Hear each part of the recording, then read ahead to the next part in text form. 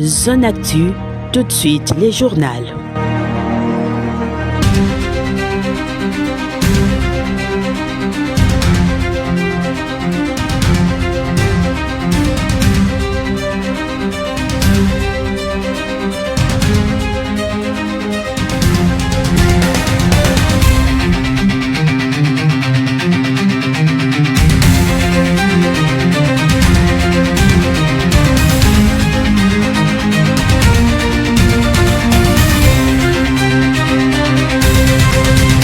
Au sommaire de cette édition d'information, présent à l'ouverture du 74e petit déjeuner national de prière, le président de la République, Félix-Antoine Tshisekedi, a eu le privilège des organisateurs de lui confier la prière d'ouverture de cette grande rencontre auquel a pris part le président Donald Trump et autres invités venus des différents pays du monde.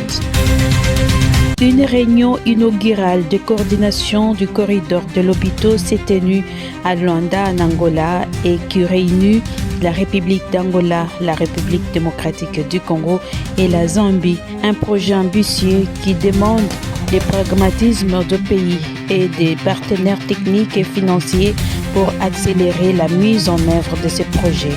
Mesdames et messieurs, bienvenue dans ce journal.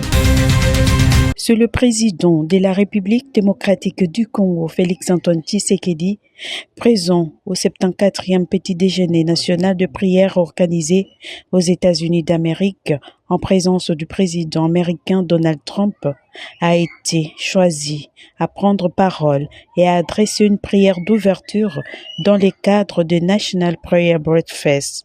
Le président congolais a demandé à Dieu, à ceux qui procurent la paix, car ils seront appelés fils de Dieu, un message fort pour un appel à une paix durable dans le monde et en particulier dans l'Est de la République démocratique du Congo. Dieu Tout-Puissant,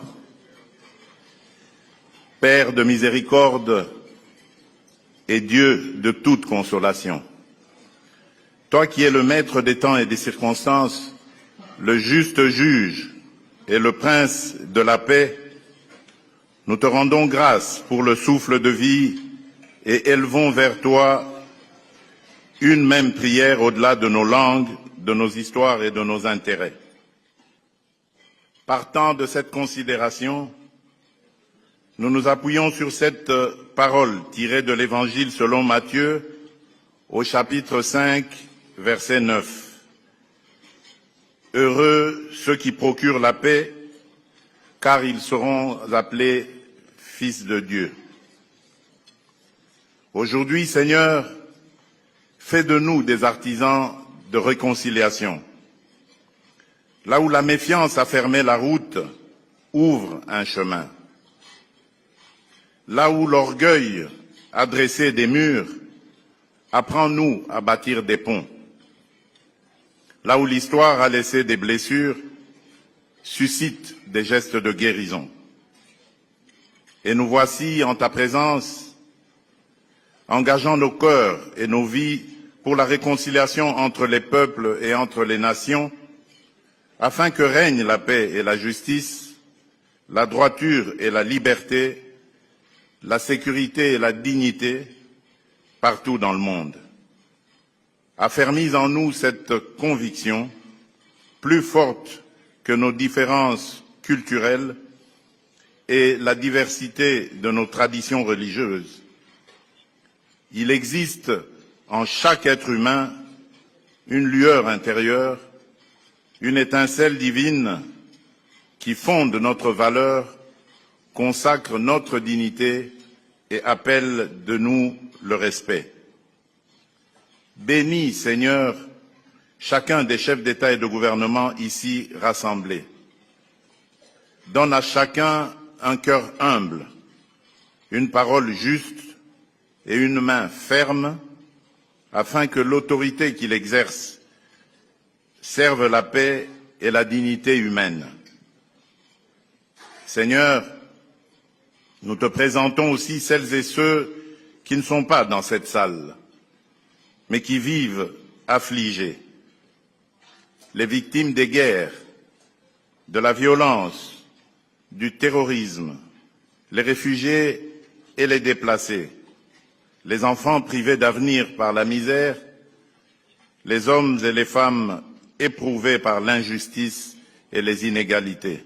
Le chef de l'État congolais Félix-Antoine Tshisekedi, à part cet événement, n'a pas manqué de remercier le président des États-Unis d'Amérique pour l'accueil lui est réservé, sans oublier les organisateurs des National Prayer Breakfast. Intervenant lors de la réunion du bureau de l'Assemblée parlementaire de la francophonie APEF à Monténégro, le président de l'Assemblée nationale de la RDC, l'honorable Aimé Boji Sangara, a dressé un tableau alarmant de la situation sécuritaire et humanitaire dans l'est de la République démocratique du Congo, tout en dénonçant les liens étroits entre le conflit armé et l'exploitation illégale de ressources naturelles congolaises par les Rwandais. Il a rappelé que malgré les engagements pris pour mettre fin au combat, les violences se poursuivent avec leur lot de massacres, de viols et de déplacements forcés.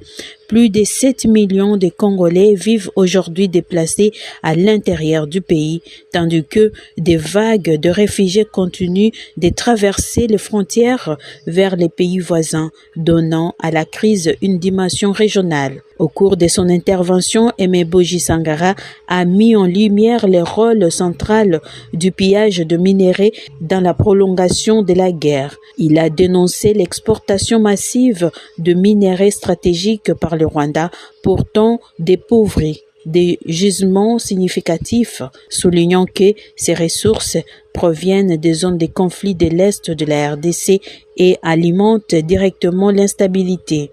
Face à cette réalité, il a appelé le parlementaire francophone à aller au-delà des déclarations de principes et à agir concrètement, notamment en renforçant la transparence des chaînes d'approvisionnement de minerais issus des zones de conflit, un levier essentiel pour tarir les sources de financement de la guerre.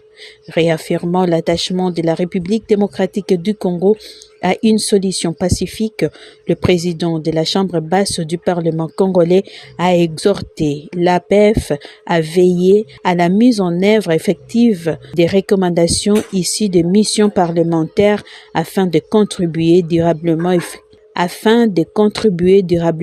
efficacement aux multiples efforts déployés par le président de la République, le chef de l'État, son Excellence Félix-Antoine Tshisekedi et son gouvernement pour une stabilisation totale et définitive de l'Est de la République démocratique du Congo.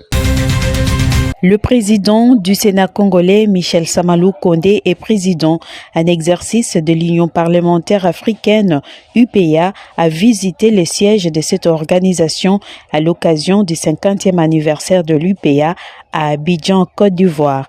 Accueilli par le secrétaire général du comité exécutif de l'UPA, où tout ont tourné autour du défi et opportunités pour l'organisation dans la promotion de la démocratie et du développement de l'Afrique.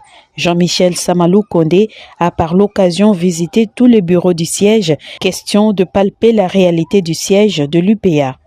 Le président en exercice de l'Union parlementaire africaine a profité de l'occasion pour présenter les magazines publiés à la suite de la tenue à Kinshasa du 18 au 22 novembre 2025 de la 84e session du comité exécutif de l'UPA et de la 47e conférence des présidents du Parlement de l'UPA. Je rappelle que du 18 au 22 novembre de l'année 2025, nous avons eu à Kinshasa, bien sûr, après que son Excellence, Monsieur le Président de la République, Félix-Antoine Tshisekedi Tshilombo, ait accepté que la République démocratique du Congo reçoive ses assises de la 47e session du comité exécutif ainsi que la conférence des pays membres de l'Union parlementaire africaine. Et il avait plu au président des chambres de permettre au Parlement de la République démocratique du Congo, à travers ma personne, en tant que président du Sénat, de présider le comité exécutif. Et donc l'engagement avait été pris non seulement de faire rayonner les valeurs de l'Union parlementaire africaine, ça veut dire cette cohésion des pays africains, et solidarité et toutes les valeurs que vous avez si bien rappelées ici tout à l'heure. Cette organisation regroupe des parlementaires de 42 pays africains œuvrant pour la coopération parlementaire et le renforcement de la gouvernance en Afrique. Mise en œuvre effective du projet des corridors de Lobito, la République démocratique du Congo, la Zambie et l'Angola se réunissent depuis ce jeudi 5 février 2026 à Luanda autour de la Banque mondiale, une réunion inaugurale de coordination à laquelle prennent part les ministres de Transport, des Finances et du Commerce extérieur de ces trois pays. Ces discussions de 2 jours portent sur l'alignement des politiques, la coordination des investissements et la mobilisation des partenaires publics et privés pour accélérer la croissance économique, la promotion du commerce intra-africain et la création d'emplois. Donnant les goûts de cette réunion stratégique, le président angolais João Lourenço a insisté sur le pragmatisme des pays et de partenaires techniques et financiers pour accélérer la mise en œuvre effective de ces projets ambitieux. La République démocratique du Congo porte une vision multimodale et multisectorielle qui intègre les infrastructures dont les rails et les routes de cette agricole et la plateforme logistique, mais aussi le commerce, l'énergie, les zones économiques spéciales, les corridors de développement industriel, la fibre optique et les villes modernes, a déclaré le vice-premier ministre et ministre des Transports, Voies des Communications et des Englavements, Jean-Pierre Bemba. 2025, nous avons exporté via Lobito 260 000 tonnes. Nous espérons cette année-ci atteindre les 500 000 tonnes d'exportation. Toujours avec ce rail qui est en train d'être partiellement réhabilité. Mais l'idée de la réhabilitation complète du rail entre Dilolo et Kolwezi-Tenke, c'est celui qui va nous permettre d'exporter dès la première année. La finition des travaux, on devra atteindre 1 million de tonnes. Au cours de la table ronde, le ministre du Commerce extérieur, Julien Paluku Kahongya, a fait entendre que la ratification de l'accord sur la facilitation des échanges de l'Organisation mondiale du commerce OMC par la RDC a une incidence positive sur les opérateurs économiques avec la réduction des coûts et des délais. Ça nous permet de nous inscrire dans la simplification des procédures, dans la modernisation de nos infrastructures transfrontalières. Et c'est la raison pour laquelle, avec la Zambie, nous avons signé un accord le 5 décembre 2025 pour devoir construire 5 postes frontaliers, à savoir Kasumbalesa, Sakania, Kabimba, Mokambo, pour que désormais nous puissions réduire le temps de passage des véhicules à nos frontières. Le ministre des Finances, Doudou Fouamba, a quant à lui indiqué que la RDC est sur les réformes pour consolider l'amélioration du climat des affaires. Et attirer les investissements privés, c'est la révision en cours du Code des investissements. Nous voulons revoir notre Code des investissements. Il y aura une loi également ferroviaire qui va être adoptée, qui va avoir un régime fiscal.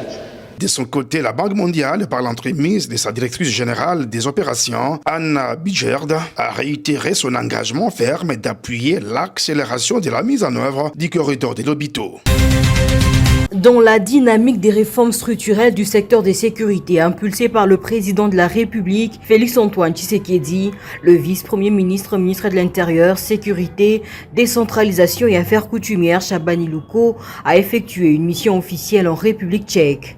Objectif, mener des échanges approfondis sur les réformes majeures instaurées dans le secteur sécuritaire en République démocratique du Congo. En séjour à Prague, capitale de la République tchèque, le vice-premier ministre a été reçu successivement au cabinet de son homologue, ministre de l'Intérieur de la République tchèque, Lubomir Metra, au cabinet de la vice-ministre tchèque des Affaires étrangères, Marie Chatorva, ainsi qu'à l'Académie des polices de ce pays de l'Europe centrale, où des expertises, outils de formation et bonnes pratiques lui ont été présentés par le directeur général de cette institution.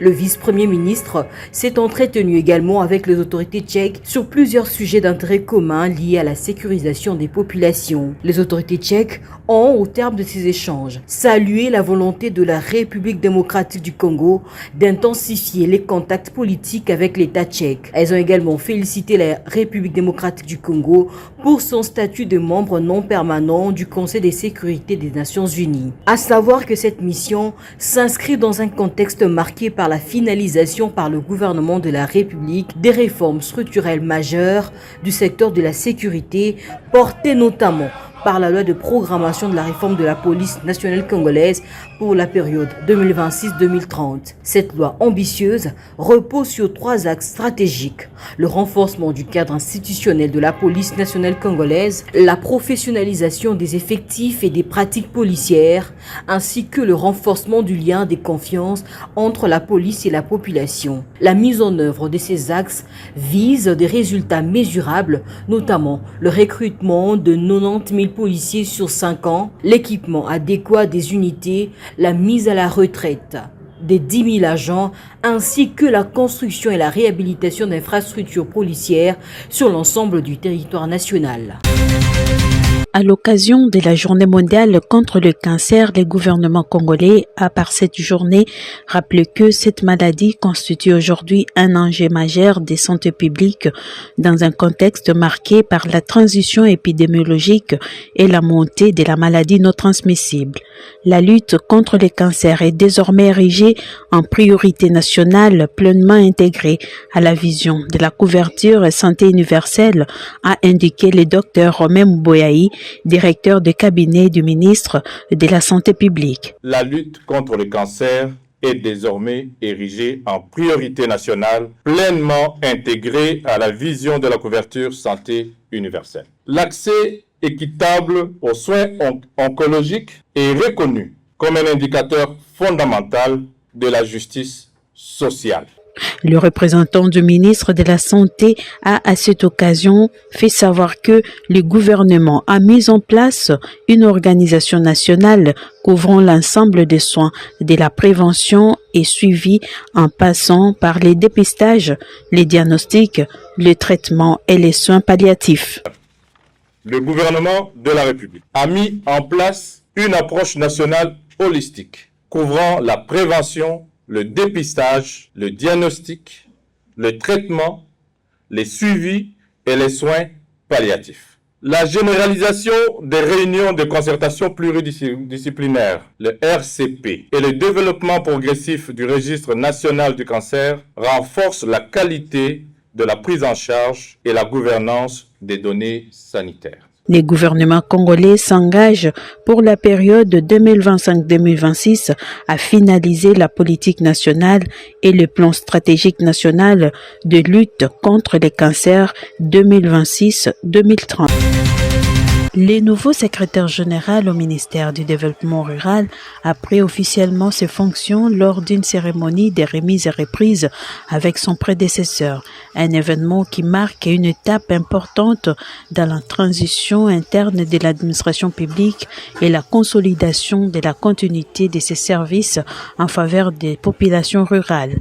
Le nouveau CG Pélé Mongopassi a par l'occasion exhorté les agents et cadres à œuvrer pour l'amélioration des conditions de vie de la majorité de la population congolaise. Cette cérémonie a permis à l'ancien secrétaire général au développement rural, Elvis Pekeabo, de transmettre officiellement les dossiers, documents et missions en cours à son successeur. Je voudrais exprimer ma satisfaction d'être revenu au développement rural que j'avais laissé il y a longtemps lorsque je fus agent de l'ex-SNHR au ministère des hydrocarbures pour en faire revenir en qualité de secrétaire général au développement rural. Ayant été accueilli au milieu de vous, nous nous sommes serrés le coude pour donner à cette administration un cadre, une structure organique, un référentiel des emplois et des compétences, une politique nationale de développement rural, un schéma directeur de développement rural, le bâtiment du projet Poider. Conscient de l'ampleur de la mission qui lui est confiée, Pélé Mongopassi a épinglé les nombreux défis auxquels son administration devra faire face, qui exigent des réponses adaptées et concertées. Au regard de sa taille et compte tenu de la précarité dans laquelle évolue la population des milieux ruraux, je me représente le défi auquel non seulement ma personne, mais aussi les cadres et agents et les responsables des structures du secteur devront faire face. Messieurs les cadres et agents du secrétaire général au développement rural, les difficultés ne manquent pas dans tous les secteurs de la vie nationale. Je peux vous rassurer de mon entière disponibilité pour conjuguer des efforts avec votre appui afin de réduire sensiblement pour le bien de l'ensemble du personnel. Pour un secteur transversal comme le nôtre, nous parviendrons à réaliser des objectifs nous assignés par le gouvernement et c'est dans des synergies avec d'autres secteurs. Par ces nominations, le gouvernement congolais vient de matérialiser la volonté politique exprimée par les chefs de l'État pour la modernisation et l'amélioration de la qualité des services publics. C'est le ministre provincial de la Santé Daniel Kazadi qui a, au nom du gouverneur de province, procédé au lancement de ses activités de prise en charge médicale des enseignants de la mutuelle de santé de l'EPST et de l'air dépendant dans les territoires de Kabea-Kamwanga au Kasaï oriental. Cette matérialisation est le fruit de la volonté du chef de l'État Félix-Antoine Tshisekedi Tshilombo pour la mise en œuvre de la couverture santé universelle, a dit la révérende sœur Marie-Faustine Beloko, secrétaire exécutif national de la MST et représentante du président du conseil d'administration de cette mutuelle. Elle a appelé les uns et les autres au respect des normes et à la protection de cette mutuelle. Lancer aujourd'hui les activités de la MESP mutuelle agréée à Kabea-Kamwanga revêt donc une portée hautement symbolique et stratégique. C'est ici, sur cette terre chargée d'histoire, que nous réaffirmons notre engagement en faveur de la justice sociale, de la solidarité nationale et du bien-être de ceux qui forment l'intelligence de la nation, à savoir les enseignants à qui cette mutuelle appartient. À vous, chers partenaires de soins, responsables des formations sanitaires, la MESP mutuelle agréée attend de vous des soins de qualité administrés à l'enseignant congolais et ses dépendants. Il vous est vivement recommandé de respecter scrupuleusement les clauses des contrats qui vous lient avec elle. Faute de quoi, la MESP mutuelle agréée sera dans l'obligation de résilier les contrats signés avec vos formations sanitaires et de tendre sa main aux autres partenaires du secteur. Le ministre provincial de la Santé, représentant du gouverneur du Kasaï oriental, a salué l'installation de cette structure, un instrument durable de solidarité et de protection mutuelle. Cet événement marque une étape historique dans notre engagement collectif en faveur du bien-être social et sanitaire de celles et ceux qui portent chaque jour la noble mission d'éduquer nos enfants et de préparer l'avenir de notre chère province. Je vous invite donc à vous l'approprier pleinement